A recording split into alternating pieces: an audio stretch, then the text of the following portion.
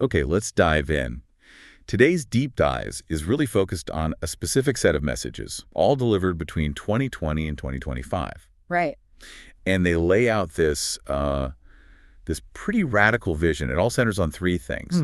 Holy Mother Han, CHEON GUNG, and the mission of CHEON. And what the sources really emphasize, is that this isn't a prep period anymore. Not at all. It's framing this moment as the fulfillment of Heavenly Parent's dream. I mean, the actual start of heaven on earth. But it requires something new from humanity. A new standard of devotion. The absolute standard, intense and focused. That leads us right to the first major point, the core theological shift.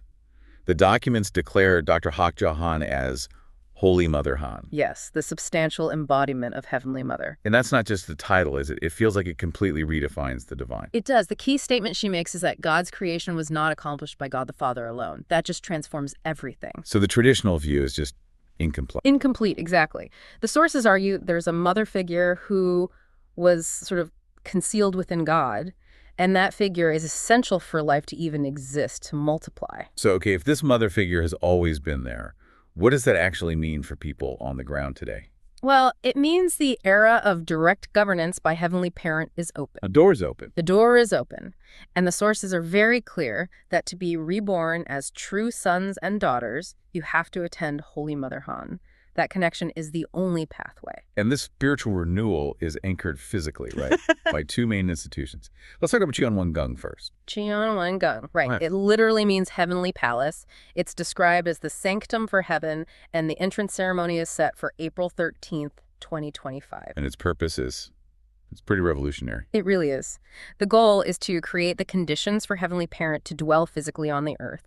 It takes this abstract idea and makes it completely tangible. And then we have the operational center, CHEON, formerly GUNG. The sources give it these two, well, very different titles. They do. It's called the Worldwide Headquarters for Gi-seong and also True Father's Office. But then you have this powerful, almost biological image, True Mother's umbilical cord. How do you reconcile an office with an umbilical cord? I think that imagery is precisely the point. The office part, that links it to the history, the organization. But umbilical cord elevates its function. To something more vital. Exactly. It's the spiritual link, the source of nourishment connecting humanity for the spiritual rebirth. It's the conduit. Which brings us to the practice that fuels all of this. Vigil devotion.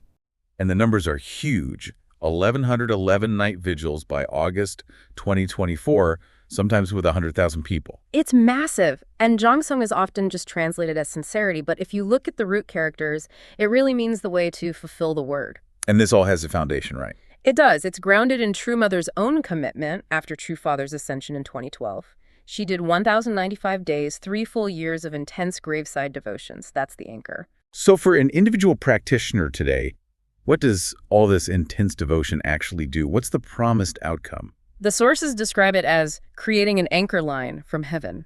An anchor line. Yes, and through sustained practice, that line turns into a ladder or even a mountain. It becomes a path for direct communication with the spirit world and eventually your own ascent to heaven. It's a very clear spiritual roadmap. And there are widespread reports of miracles that seem to back this up. What are some of the standout examples from the documents? Oh, the range is incredible. You see accounts of 20 years of insomnia and anxiety just being cured, gout disappearing. Wow. And even recovery from truly life-threatening things like toxic epidermal necrolysis, which is a horrible skin condition. Also overcoming severe depression, social phobia. So it's both physical and psychological. Absolutely.